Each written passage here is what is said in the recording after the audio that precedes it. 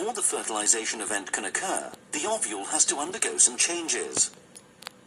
At present, the ovule contains one reproductive cell, known as the megaspore or mother cell. This cell is diploid and undergoes meiosis, producing 4 haploid megaspores. In the majority of species, 3 of these megaspores degenerate, leaving only 1 surviving megaspore. This surviving megaspore expands and undergoes 3 rounds of mitosis to produce 8 haploid nuclei.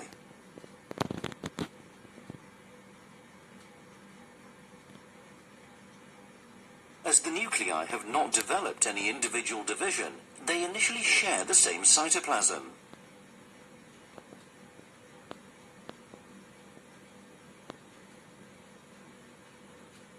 This complete structure is known as the embryo sac.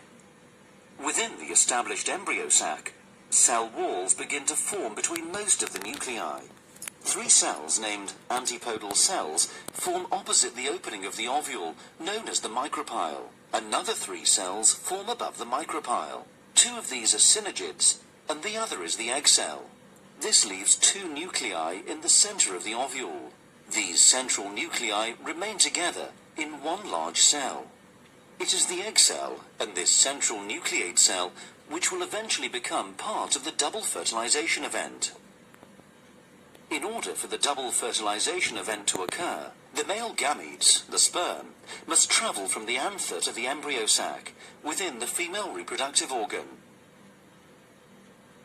The pollen grain contains 2 main cells. A cell named the tube cell makes up the bulk of the pollen grain, and the sperm cell, which at this stage is known as the generative cell. To reach the embryo sac, a pollen grain must land on the stigma.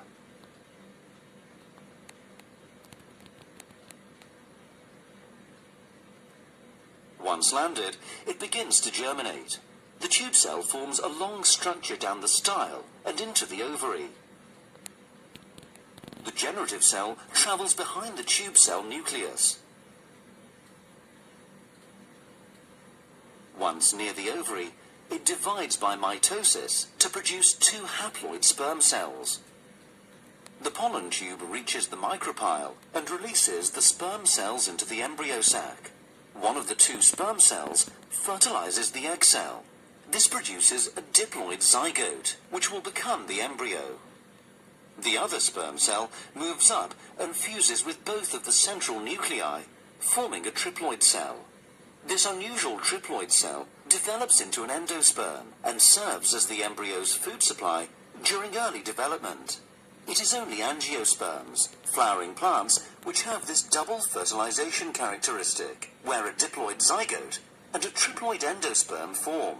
Gymnosperms, pines, tracheophytes, ferns, and non-tracheophytes, mosses, lack this double fertilization feature.